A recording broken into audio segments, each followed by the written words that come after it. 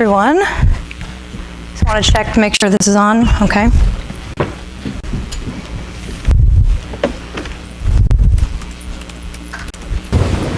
Thanks, Cameron, for that nice introduction. I'm thrilled to be here, and as Cameron said, I'm a native Seattleite, and it really is a pleasure to be, in my hometown with all my nerdy, geeky space friends for kind of the first time. So, and if Jason Andrews is anywhere, he'll appreciate me saying "Go Dogs." If anyone, okay, there are a few dogs hopefully in the crowd. So as Cameron said, I'm Caitlin O'Keefe. I'm the Director of Marketing and Communications for Planetary Resources, and I'm super honored to be among all of these folks here today. These really are some of the most impressive people that I personally know in the industry. And before I kind of, hand it over to them to introduce themselves and talk about their amazing career paths to this point and what the future holds, I kind of wanted to give you some cliff notes of some of these people based on my personal experiences with them to kind of set it up. So Erika Wagner, Business Development Manager at Blue Origin, and a dear friend of mine who is also a co-founder of the Museum of Flight Future Leaders team here in Seattle. She also taught me how to geocache. That was a new thing that I learned this year that I'm really proud of. And if you haven't read her bio yet, I would suggest not, because it's going to make you feel like you're really underachieving every single day. Erika, you see her name a lot in the Seattle community, and I'm sure also the international space community. She's certainly an important kind of figure here in the Seattle space community, and I'm happy to call you a friend. And a big congrats for the 4th launch and re-land for Blue Origin. Really excited. Ray Ramadorai, Principal Avionics Communications and Power. He's got the longest title, Planetary Resources, who's responsible for really the brilliant brains within our Arcid spacecraft. He also makes sure of being my colleague that I do not post non-ITAR compliant files on Dropbox or social media, which, I heard upon my interview at Planetary Resources that I could potentially be prosecuted in a federal court of law for posting our avionics boards on Twitter. So if you're wondering why we don't have more images of our spacecraft on social media, it's because Ray's maybe a little bit gun shy, but that's his job. Widener, owner of Formidable Ventures. He's also an investor in Planetary Resources and a great friend of the team at Planetary. He's often at our team barbecues every Friday. He's also been a big part of furnishing our office to be industry appropriate, as I call it. And he can talk more about this. But the funny story about Don, and I laugh hysterically every time I think about seeing him drive up the driveway to Planetary Resources in his Tesla with the hatchback open and a life-size Boba Fett hanging out of the back. So if you come to the Planetary Resources office, Boba Fett is our security guard at the front there. And I almost got fired for calling him Boba Fett the first day that he showed up. And as Cameron said, I'm not a rocket scientist and am relatively new to the space industry. And advice for anyone who's thinking about making the switch to space, make sure all you young kids over here, you know your Star Wars and Star Trek folklore, and all episodes, not just the new stuff. That's good. Because your bosses will probably be on the old episodes. Ooh, burn. And I've just met Chris Boshuizen. I said it right? Yep. Kind of. Who's the entrepreneur in residence at Data Collective VC. And I just met him, but I can confirm that he's a super cool dude, so he deserves to be on the stage. We do have some past connections today that we are reminiscing about when the Antares rocket exploded, carrying both of our team's spacecraft in the Transformers movie-worthy explosion that happened back in 2014. So we kind of certainly both connected on that and know what it's like to experience failure. But in the spirit of NewSpace, we pick ourselves up and we get on the next rocket, right? So all these amazing people on our panel currently making huge impacts in the commercial space sector, many of them here locally, which is fabulous. But they really have so much experience in other industries and areas of study. So today we're going to learn a little bit about their unique backgrounds and how it brought them to their career today. why they made the move into the space industry and where they see their careers and the industry going. So I kind of turn it over to our panel here and maybe start with Kris Boshuizen. And if you could tell us a little bit about your background and what brought you to sitting in this chair here today. Yeah, so I wish that I'd gotten here on a Pan Am space shuttle that got me from Sydney to here in 4 hours, but that doesn't exist yet. But the reason why I'm in the space industry is that's sort of what I've always wanted. And, you know, I saw the movie 2001: A Space Odyssey when I was a kid and grew up on space, but, you know, there was no real space industry in Australia, and I was kind of frustrated. And obviously by the time 2001 rolled around, you know, my big question was like, where is my space station? What happened? And so space, at least, you know, through the 70s, 80s, 90s, sort of went through a bit of a slowdown. And in Australia, there was, you know, since having launched the third satellite into space with a British-US collaboration in the late 60s, Australia hadn't launched anything really of note into space. And so there was no industry at all there. And I originally thought, well, let's just be a test pilot. Let's go off to NASA, become a pilot. So I went to, when I was 17, to the Air Force Academy in Australia, went through the whole interview process, and then about 2/3 of the way through, they grabbed me by the collar and pulled me out of the line and said, you know you're colorblind? And I was like, what? And so apparently I failed the colorblindness test. Which apparently it wasn't, I only failed by a little bit, and if I'd known, I could have gamed it, but I didn't know. So that door closed, and I was like, well, damn it, I'm just going to build my own goddamn rocket. And so that's sort of the impetus for the path that I'm on, which was space was expensive. It seemed to be the domain of governments. It was really hard to build anything. So I figured if I'm going to build my own rocket, I either needed to be ultra rich, or rockets had to be cheaper and easier.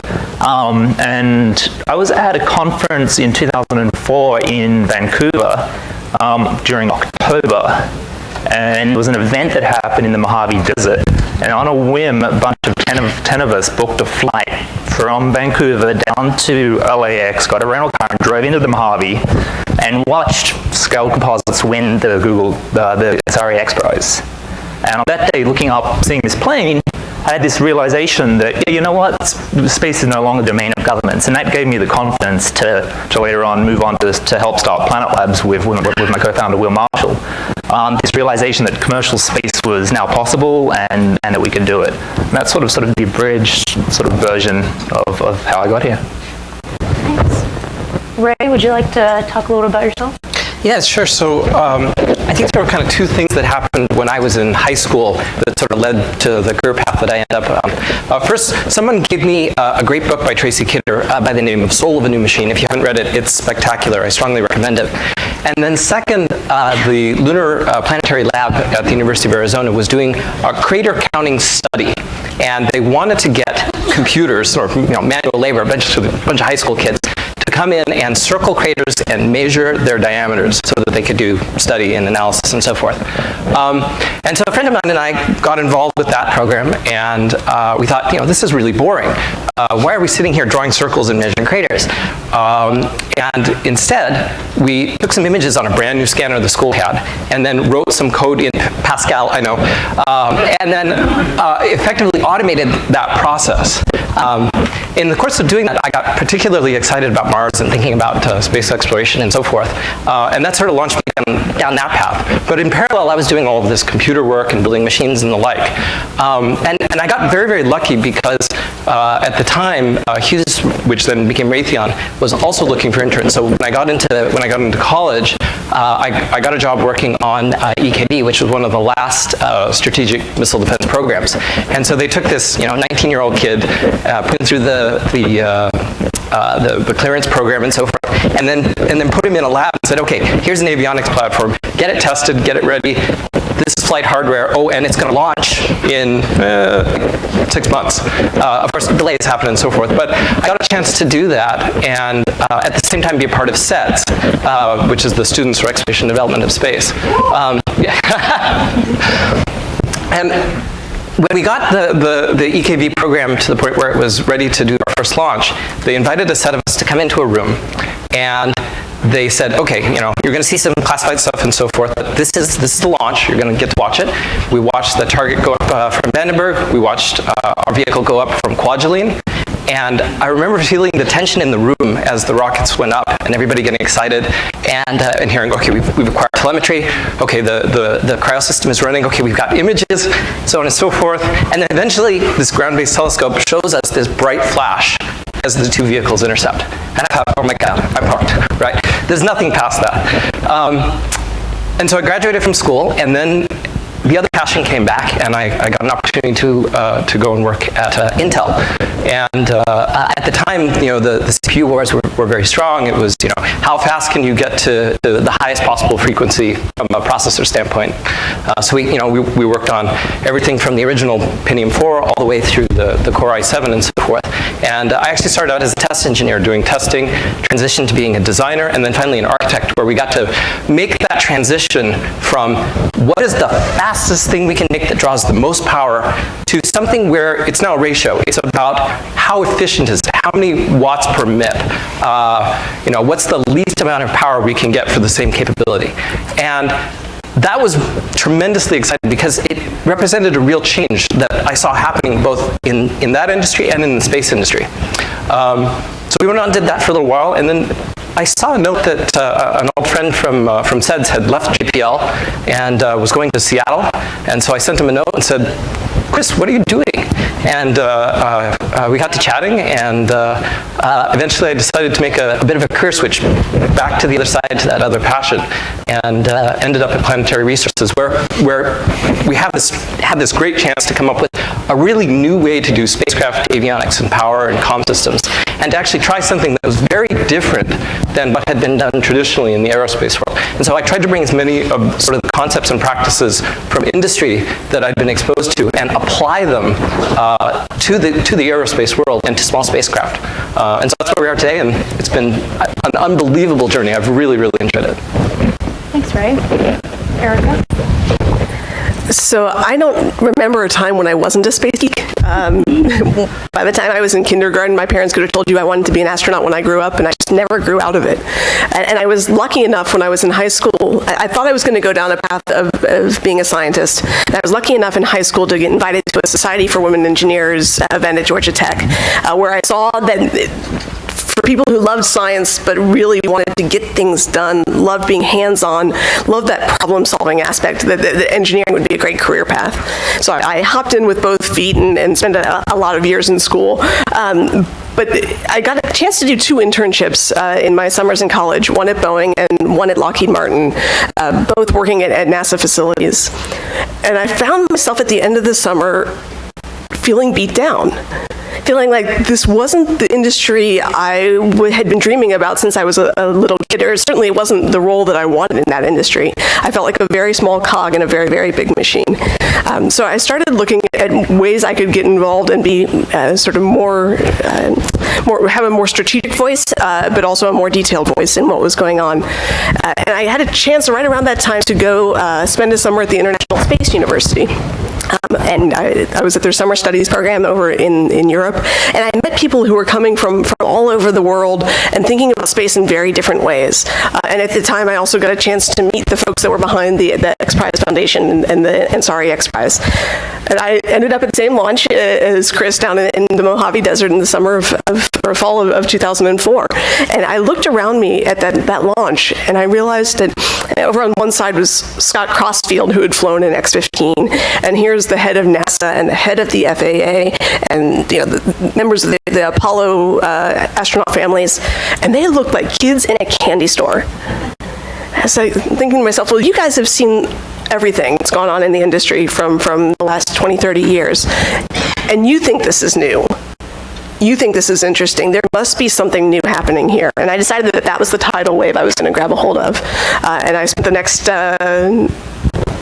8 years trying to find my way through the right paths and into a role where I could really make a difference. And I landed 4 years ago last week at Blue Origin, and it's been a good ride. Hi, I'm Don Widener. I'm a native of Seattle.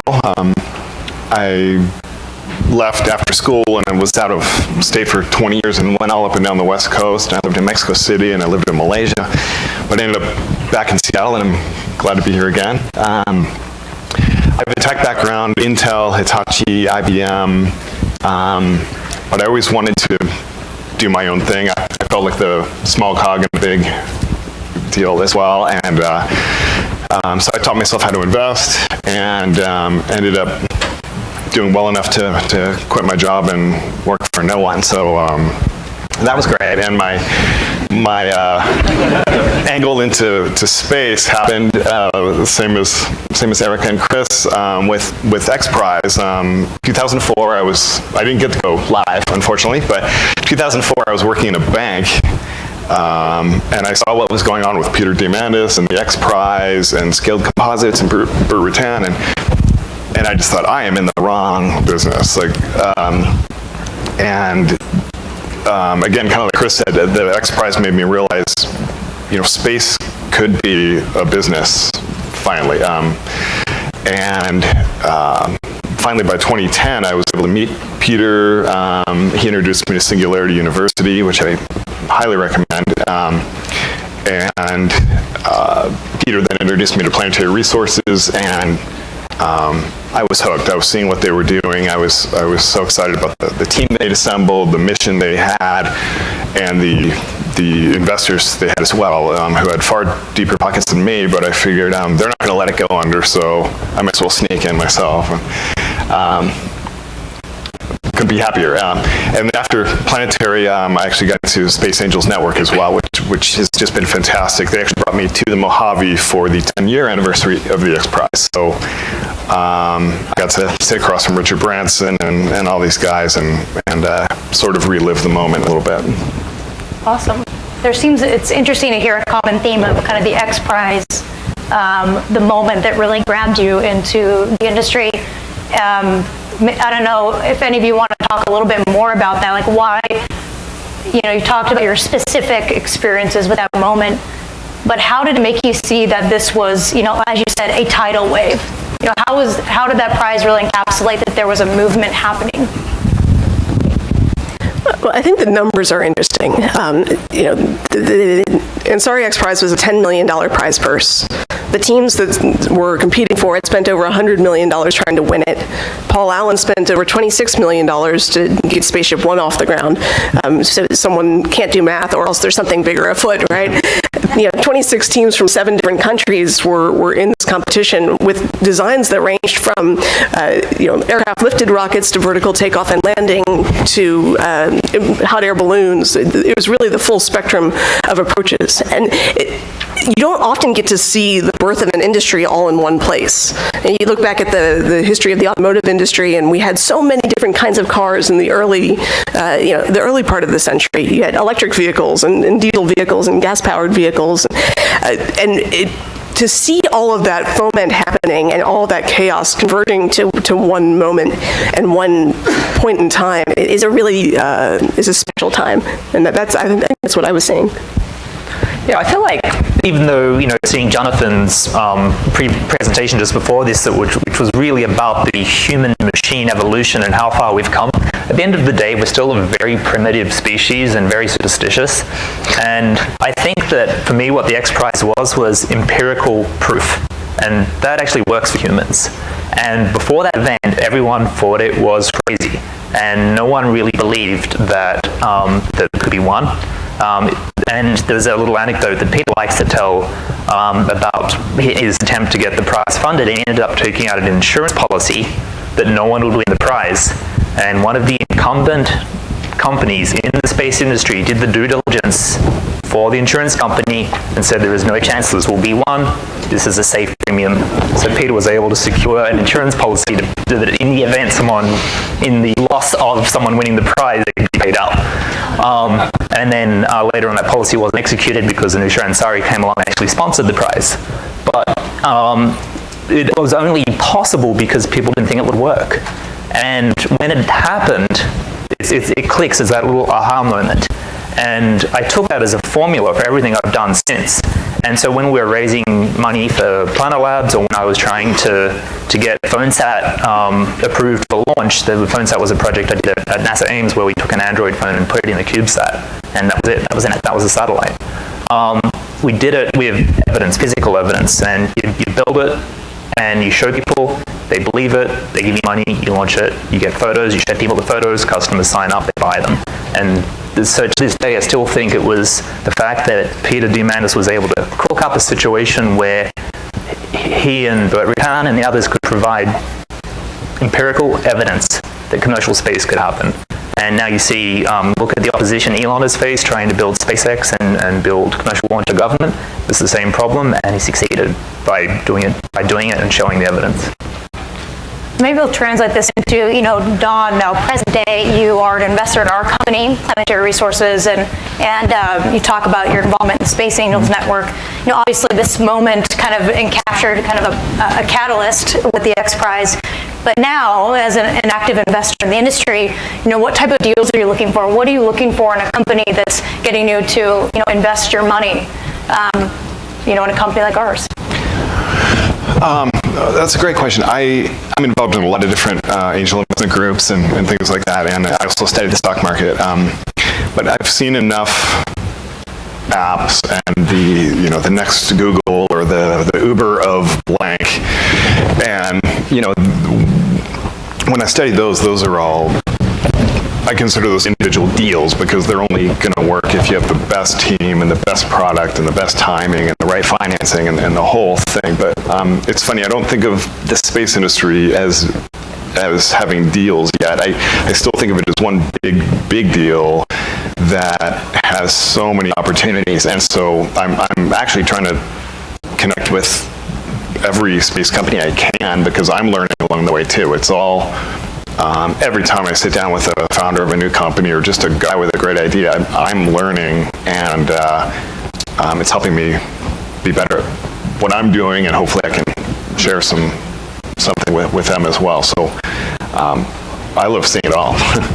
So I guess to go on the other side of that is putting the deal together. Erika, as business development manager at Blue Origin, and with such a kind of scientific and engineering-focused background, now your job is to generate business and revenue for the company. So how is your background and your academic studies prepared you to be a good business person in this industry and specifically for your company? So my background was in biomedical engineering originally, and then transitioned into the aerospace world, and then worked at the intersection of the two. So I was basically doing astronaut health, the world's smallest healthcare niche market. But what that funny intersection gave me was an ability to talk between fields. Both aerospace and biomedical are very cross-disciplinary, and I had to learn how to speak between scientists and engineers, or engineers and doctors, or engineers and funders, or policymakers, and that sort of translational capability was what sort of ended me up in the business world where I am today. So I've had to learn how to speak business. That one didn't come quite as naturally, but I'm getting better. But what I'm looking for in the deals that we're making right now is we're trying to say, we've got a platform. We've got a space vehicle that's going to be going into space more frequently and more affordably than ever before. And who needs that? And it's a really interesting range of clients that we're talking to. It's government agencies that want to develop their technologies. It's university researchers who need to turn off the gravity switch in their lab. It's K through 12 educators who want to give great opportunities to their students, like the ones at Raisbeck. It's marketing groups that say, hey, space is really freaking cool. We want to associate our brand with that. And so it's the sales world, it's a different conversation with every single client. And I think that being able to bring the technology to it and be the credible broker on this side of the table has been really useful. Cool. Maybe let's go down the line to Ray. You on the computing and software side, you came from Intel and have a strong background in that. What are some of the philosophies or practices that you're bringing into your everyday philosophy of work at Planetary Resources that are coming from that other industry? Sure. So I think one of the really interesting problems that we get when we try and go go deep space is that when you're 1 or 2 AU out, the problem of autonomy becomes absolutely acute, and that actually drives the platform in a very unique way relative to what's been done historically. So you not only need to have very autonomous systems that can take care of themselves, that don't require the level of ground interaction that otherwise would be required for LEO or for GEO, but not to actually achieve that autonomy, you have to have a tremendous amount of compute capability that can survive the environment and so forth. And so figuring out how to leverage a lot of what's been happening from commercial and the industrial compute world, and bringing that into the NewSpace arena and bringing it into a platform that can survive that particular environment has been really one of the big challenges. And we're trying to figure out what the best approach to that is that leverages as much as possible off the shelf, because we aren't going to be able to completely design it from scratch, right? We're not going to be able to fab our own CPUs, et cetera. We'll have to be able to use what's out there. So figuring out how to make it work in that environment is really the challenge. And that's actually the thing that gets me excited every day is how do we, so I myself will never get a chance, I don't think, to go interplanetary. But I can build something that can. And that exogenesis is something that I'm absolutely fascinated by and I really, really enjoy. And it's something that keeps me coming in day after day and lets you leverage all of this technology that's been built to date and put it out there as an exploration platform. Cool. And Chris, one of the things that we've talked about is you have this kind of, you've dipped your toe in, future thought leadership with Singularity and future tech, the tech industry in Silicon Valley, science and NASA, and, private companies like Planet Labs. And, us at Planetary Resources are starting to see this kind of convergence of people, from the workforce coming over, into in our sector. We get resumes from Amazon and Google all the time. And so from your kind of experience, seeing all the different sides of that many-sided coin that we just described, what are some of the convergent zones that you're seeing right now, and how are all those themes kind of, playing harmoniously in the space industry now, and where do you think that's going to take in the future? Yeah, that's a great question. Jonathan's talk previously sort of covered a lot of the messages from Singularity University, and one of the motivations for why I helped establish the university was I was worried that I might die before I got to go to space, and that it would just take too long to build this rocket. And so I thought, well, if I could just live longer, then I could have more time. And so one of the things about Singularity is, there's a lot of tracks there, whether it be medicine or computing or AI and robotics and space and all kinds of things. And so I sort of looked at the space industry, much like you said, as a whole. It's a large system of many variables, and they all can be solved simultaneously. And whether it be cost or price or risk or time, you can solve all of those. And so, the Singularity was a way for me to maybe buy some more time to solve the problem. And so I think we're seeing a convergence of a lot of technologies, and your experience in one area can bring you insights in another. Just like, your Intel background help you live, highly efficient, low power space computing. We use cell phone technology. $3 billion or more is spent a year in developing tech for cell phones. And we leverage that investment to take other people's good work and apply it in a different domain. And so it's all connected. And maybe you work in biomedical, but later on that's directly relevant to something you're doing and a product you're selling. Can I riff off that for a second? Because I think that's sort of that convergence is something that's happening more and more frequently now. When we were in the sort of the Apollo era, NASA was always at the forefront. We were doing a lot of spinning out from the space industry, but now more and more we're spinning back in. Right? We're taking other trends that are happening, and most of them are industry funded in semiconductors or in wearables or in AI and high power computing, and we're bringing them back into space.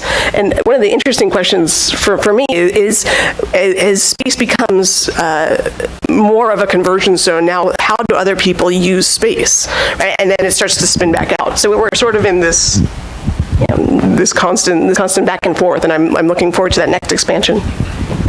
So I guess kind of go next step off that is what's your advice, and this is a question for all, for anyone coming in from, a VC or the investment side, from the science side, from technology, they're a software developer in Silicon Valley. What's your advice to those people about getting into the space sector?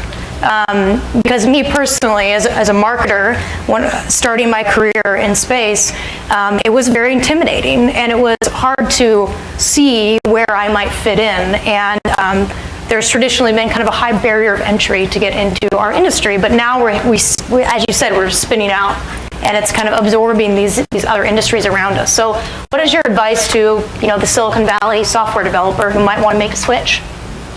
This way? Yeah. So I forget who it was, the lady who was sitting here earlier about 2 hours ago mentioned about interview process. I forgot your name, sorry. But the question about, what is your extracurricular thing, or what are you passionate about? And that's a question I've often used as well, because your drive and passion to make stuff or want to build something, particularly in an engineering company, that should something attribute you should be able to channel at work. And that actually offers the key to how to get to where you want, which is make stuff. And relative to 2004, where it took roughly $26 million to win the X Prize, you can now build a CubeSat and get it into space for under $100,000. So, and there was an elementary school that launched their first satellite, an elementary school. It was great that we had a high school. Now we have an elementary school, and so it's so easy now that people can be going into high school with flight experience. Not just going into university or graduating from university with flight, or going into high school with flight experience. And so the costs are low enough and the accessibility is so high now that you can just do the thing you want to do, whether it be space or anything else. You can build your own MVP of something. And when you want to go for a job, you've got evidence that you can do it, and it should be really interesting to an employer. Or if you want to start your own company, you can get investment. So I would just reiterate the point that I think passion is absolutely critical to it. I think the best hires that we've made have all come into it with a particular desire to do something very specific. And it doesn't necessarily have to completely align with your particular vision. It's much more important that they care about it. And to a certain extent, that's because, as people say sometimes, space is hard. It takes a lot of effort. It takes a lot of time. And the only way to overcome the challenges that are present there is the willingness to actually put that effort in. And you don't do that unless you actually care about it. And that's really, I think, one of the most important pieces. Second, I think one of the neat things that's been happening is people have been going back to a certain extent to first principles and looking at how to solve the problem in a new way with the capabilities that are now present. So when you look at everybody going out and vertically integrating all of their hardware and and their spacecraft and so on and so forth, they're doing that for a reason, because they're getting a benefit from expending the effort to go back and rethink that problem. And so people that want to come into the industry that have experience with thinking about that problem from the beginning, I think are going to have an advantage and have the right mindset to be able to come in and be very effective very, very quickly. So those are kind of the things that I would look for, that we've seen that have made people somewhat successful in this space. So at Blue Origin, we ask three fundamental questions in every interview. One is, are you excellent at what you do? And there's a lot of different ways that we figure that out. The second is, do you love space? And that is something that we are trying to sort of grok at every level of the company, whether it's finance and business operations or engineering or manufacturing. And the third one that we ask is, what's the last thing you built? Or if you're in the propulsion world, what's the last thing you blew up? So trying to figure out, we love people who are makers, hackers, builders, coders, and it doesn't have to be rockets. We love Formula SAE teams and FIRST Robotics teams. The guy that made an Arduino-based aquarium system in his garage. We have a blacksmith on staff. All those kinds of things are part and parcel to a company that is trying to make, and we love people who make. And I echo that as well. For anyone who wants to start up and start a new thing, just do it. Just get hands-on, start building. build a team around your passion, and you know, there are avenues now for space investing. Space Angels Network is a fantastic one, and build a team around your vision and your dream, and start earlier rather than later. So we'll have one last question I'm going to give to Dawn, and then I thought we would open it up for about 10 minutes of Q&A for anyone else who has a question. And speaking of the passion that we've all talked about, you have your collection at home, and I thought maybe you could enlighten us all to what kind of toys you have in your garage. So yeah, I'm a 12-year-old and I collect Star Wars figures.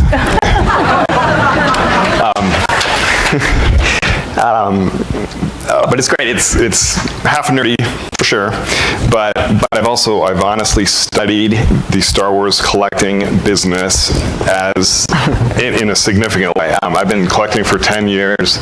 I know the best, the rarest, the hardest to find, and I own it. I've gotten to know the owners of the largest toy stores around the world. I've met eBay buyers and sellers from every city in the world, and anytime I found something better than I already have, I get on it, I negotiate on it, and try to get it. You may not know, but Star Wars figures can be graded just like baseball cards. So you have them authenticated, you have them sealed in acrylic, you have them graded based on various qualities, and I always hunt the absolute best and rarest there are. Has your collection appreciated at all over time? Absolutely. In fact, it blows me away every time I'll look up a rare figure I have on eBay, or I'll call a guy I know in Chicago who runs the largest Star Wars depot in the world, and the offers I get are ridiculous. They're doing better than my stocks. So sound business advice. That's right. Don Wagner. and therefore I'm running out of room at home, because it always seems like a good idea to buy more. I've added a room, I've knocked out walls, and half my garage is full as well. So and now I'm giving my life-size thing to Planetary Resources because I'm out of room. We're running out of room too. If you're We are. Yeah, Blue definitely needs something. I'd be happy to donate. And last thing I'll throw in, I can talk all day, but this isn't the Comic-Con. In addition to my Star Wars collection, I also have this phenomenal collection of screen-used movie props from Alien and the sequel Aliens. And one of probably my highlight that I've acquired in the last year is I have Sigourney Weaver's real flamethrower that she used in the movie. So maybe we can raffle off a tour at Dawn's house later. So maybe we'll open it up on that note to any questions from the audience. Just come on up to the mics. You're walking out, no question.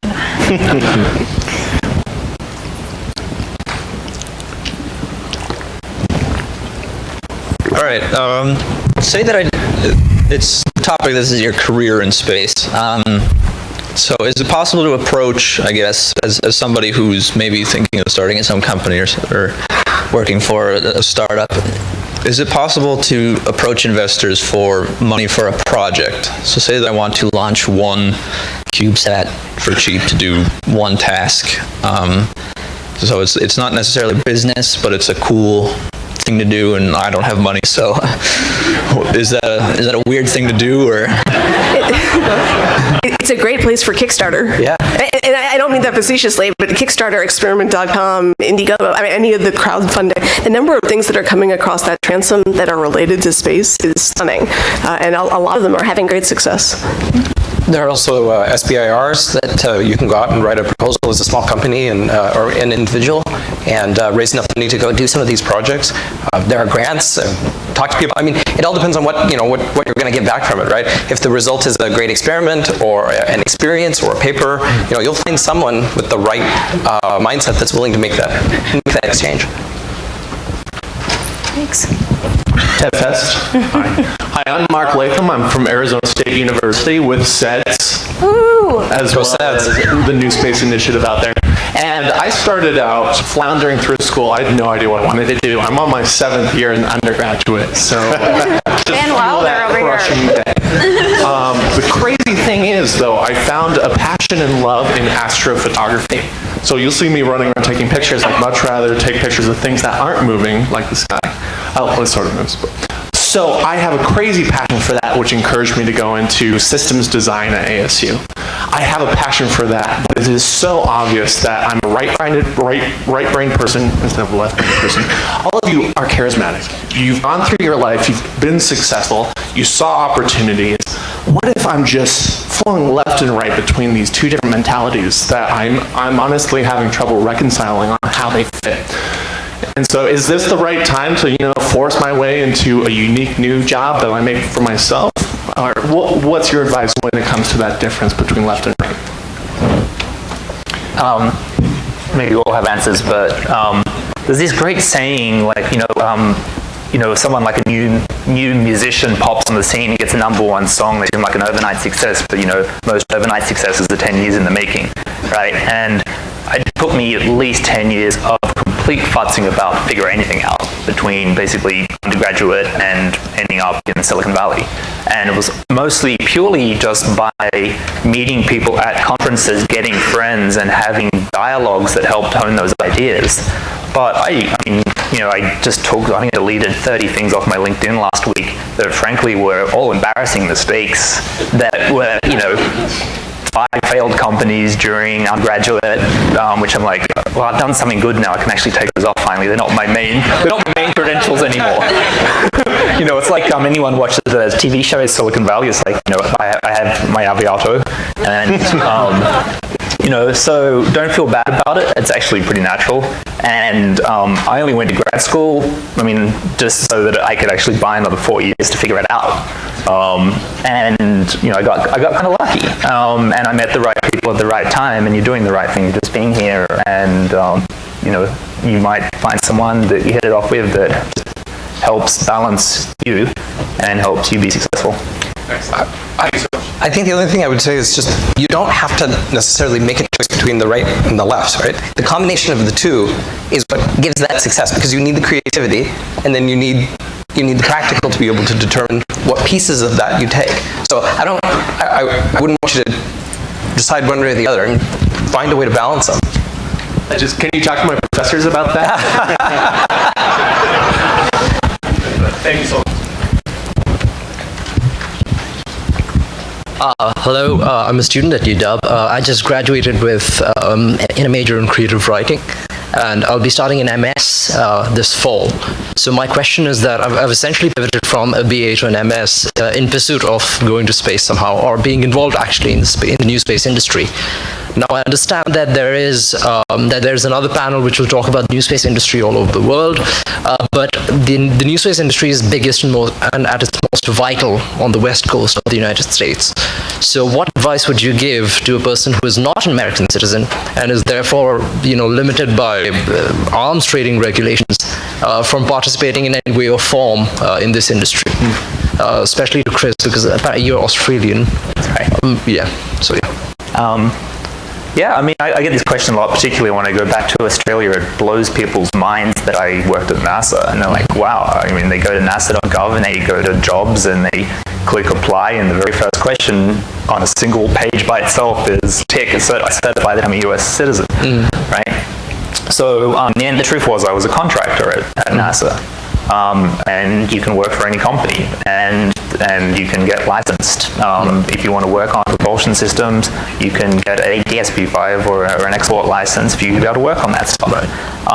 And so the road is definitely not closed, and it's really about taking the right door. And so after a lot of false starts, managed to get over here. Because I had met friends, the same answer actually, at the conferences who knew I could do good work. And eventually I was asked if I would want to work at NASA, and so I said yes. And I was a contractor there for 4.5 years. And it was, I was able to do that not because I went through jobs through a traditional application, but because I had shown people that I could do stuff and they were interested in me helping them with their projects. Right. So, So another route is to actually be a user and a content creator, right? So the space tourism is open to people of all nations, and thankfully the Congress has seen fit to change those regulations. So you can come to a company like Blue Origin eventually, and we'll sell you a ticket, and we'll say come join us. Yes. But the question for me as a business development person is not how do I sell one ticket to one person who will have a great experience, but actually how do I find the people out here who can make a whole lot of money off of using my rocket? Right? So if you can find ways to create your own content and to create value from space, you can come be my client anytime. We'll enable you to go do what you want to do. So you don't necessarily have to be in a space company to be doing awesome things in space. Okay, good, yeah. And if anybody in this conference wants to work with a creative writer who's entrepreneurial and has an interest in science, please do hit me up. Thank you.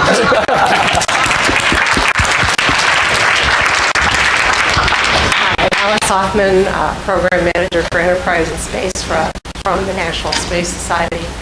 And I'm just wondering, what do you think that the real space industry is lacking that keeps people from having the kind of excitement and investment and money that they put into things like Comic-Cons and like Star Wars collectibles? You know, what do we have to do to make real space as exciting as the movies? Having a working flamethrower is one.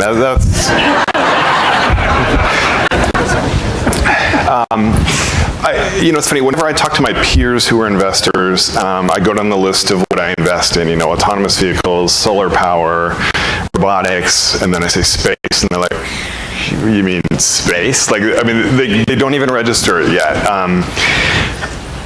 There's a lot of awareness that still needs to happen, I think. But I think seeing, on the news, Blue Origin and SpaceX making things happen in front of your face, like X Prize did for us, hopefully these companies will do that for the next group. You see it actually happening, and I don't know, I think it has to make you believe it's real, because again, the dumbfounded looks I get when I talk about space, and especially if I zero in on asteroid mining, I usually lose the crowd. So I don't know, I think it's going to take some time. I'd love to hear what you guys have to say. I don't know, I think it's building that fan base, and it's building that fan base early. For example, and I know I'm a terrible parent for having done this, but I took my kids to the Martian, despite the swearing, and they loved it, and they talk about it all the time, and they've connected with that in a very real way that I think they will remember going forward. And it's so building that narrative and building that fan base and that community with the folks that are out there around real space projects. And I love science fiction. I mean, I grew up on it. It's one of the greatest things. But I think the fact that it's real is its best selling point. And if you can tell that story and you can get people excited and build that out from an early age, then you'll have that fan base when the next project comes around and they want to get excited and so forth. Great. Next question. Hi, I'm Grant Atkinson. I'm here from Virgin Galactic, and I just wanted to ask you guys if you could talk a little bit about how you managed to avoid having your careers get stagnant after graduating, after getting a few years of experience and kind of learning the tricks of the trade, so to speak. How did you keep moving forward and keep advancing, doing the kind of things you wanted to do rather than just kind of get complacent in one place? Question. I mean, I lost all my momentum after graduating, and I took a year off to travel, and then went back to Australia and tried to start a space consulting business that was a complete disaster. And nothing really happened, and it was kind of frustrating. So there was this point of absolute stagnation for me. But I kept going to these things, and eventually, Liz said, hey, you want to come to NASA Ames and help us? And so I said, hell yeah, sold all my stuff and was gone within a week. So, you just get lucky sometimes, but there's no obvious plan, right? And, if you're committed, you'll figure it out. And just because, a 2-year lull in my case, I still got through it. But, it's not a bad thing, and you might learn something moving in that time that was relevant, and I certainly did, even though I wasn't being successful at that exact moment. So it's just patience. I have an addiction to shiny new objects and to acquiring new experiences and new knowledge, and finding places where I can do that in a space world is actually remarkably easy. Whether it's a new conference or connecting with a new network or working with going to a new class,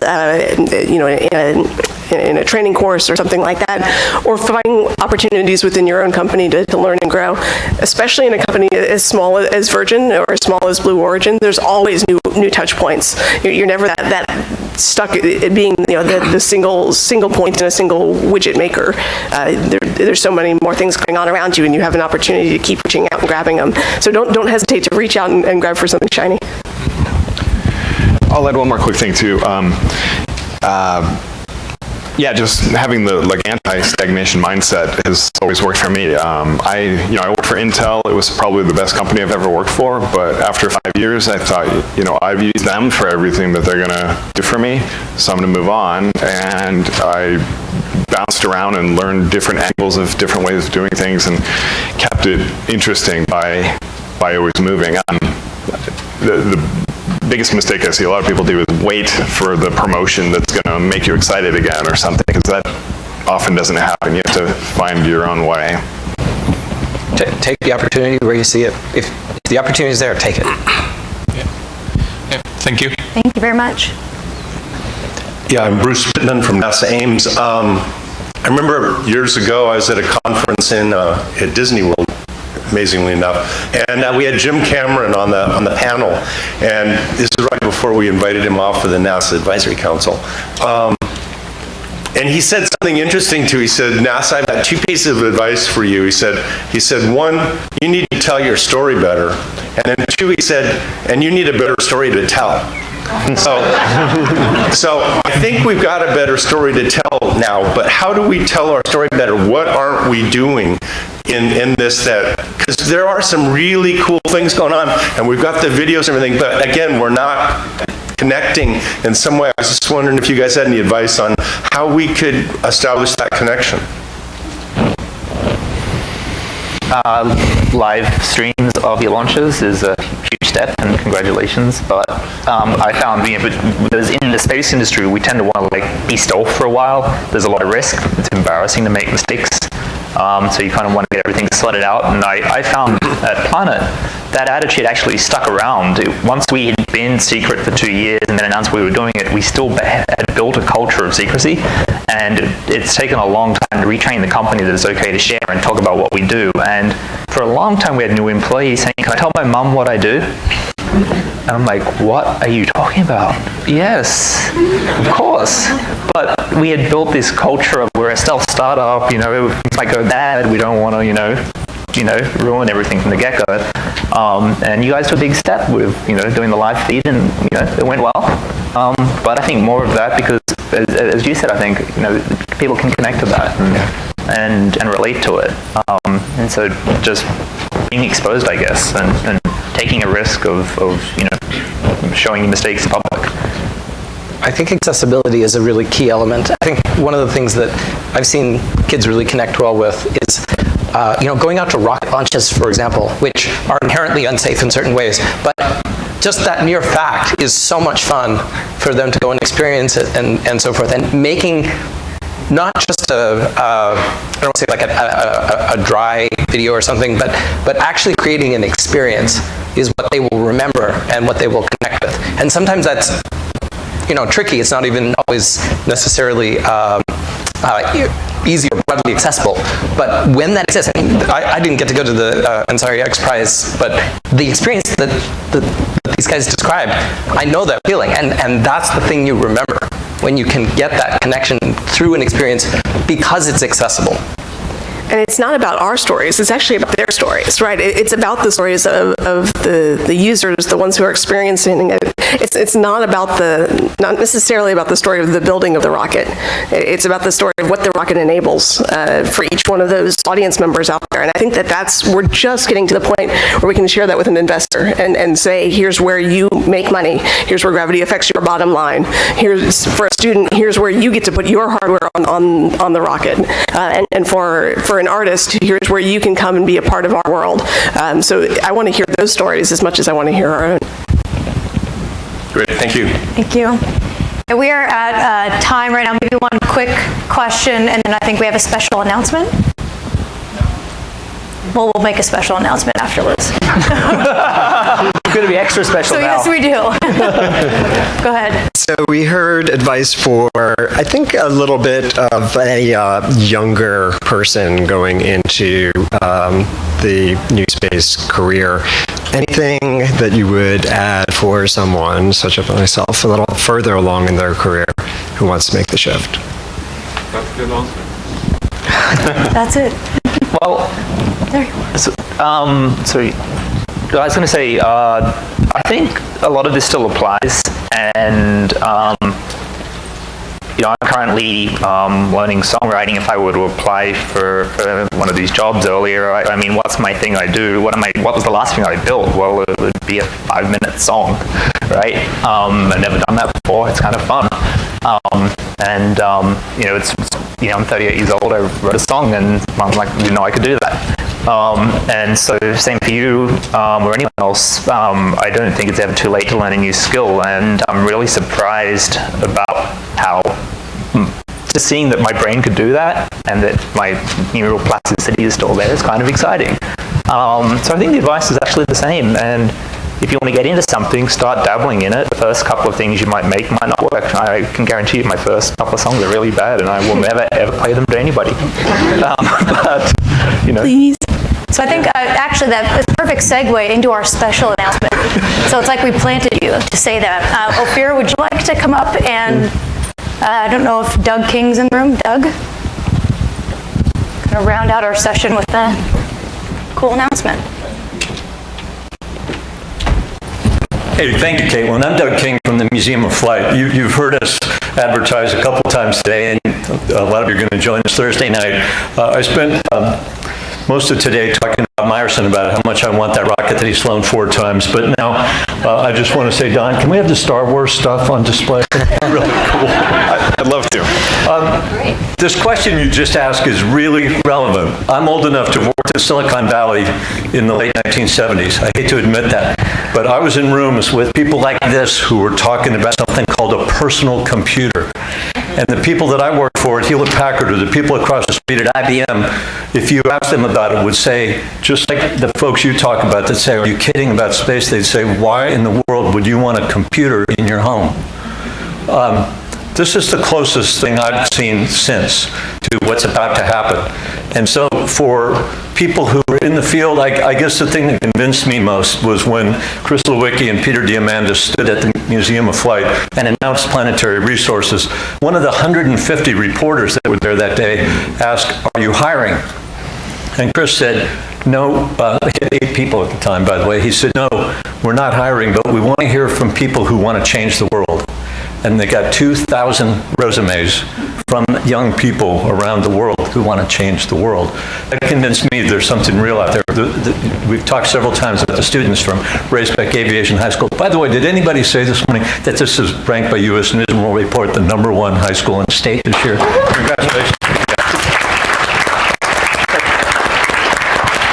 But in between are a lot of people like the gentleman who just asked the last question, so how can I get in on this? And I'd like to introduce Ofer Lapid from the board of International Space University to tell you about something really cool that's going to happen here in Seattle this fall for all of you who are in that boat. Ofer? Thank you.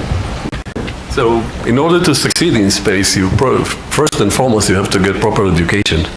And the best place on Earth to get space education is in the International Space University. How many graduates we have in the room right now? Quite a few. And your 2 co-founders, Chris. Yeah. They came. Robbie was a lecturer there that didn't attend. But Robbie won. Yeah. So, quite a lot of space entrepreneurs come from this International Space University because first and foremost it teaches you how to cooperate in space in a multinational, multicultural, multidisciplinary manner, which is the only way to succeed in space. So without further ado, we are announcing today the first time ever that the International Space University is coming to the US to present a space executive course in July 3rd, October 3rd till October 6th, 7th, in the Museum of Flight, and that will be your first chance as a veteran executive to transition into the space business, to learn all you need to know, and be connected to the space mafia, this large alumni of 4,000 strong alumni throughout the world, in space agencies, in industry, in startups, in old space industry. And once you're part of the family, we'll take care of you. So the announcement is already online. It will be in GeekWire today. There's a website, there is a registration site. Space is highly limited. We have only a few seats, so hurry up and register. It's the first of its kind, but there will be more coming later. Thank you. And thanks to the panelists.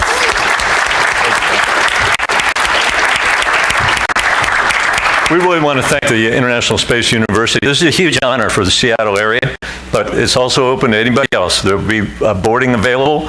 You'll have tours, you'll have courses, you'll have introduction to the space industry, essentially, for people who are in other industries now and want to learn more about it, for potential investors, those of you who are CEOs or potential investors who want to help educate people to assist you. This is the opportunity. This is an outstanding short version of the 9-week course that Erika mentioned earlier, and we're looking forward to it. We'll also, so as Ofer said, check out GeekWire. Alan Boyle's written a great story about it, and we will also make sure all of you get full information October 3rd to 7th at the Museum of Flight. And we'll see you there Thursday night. The website is up.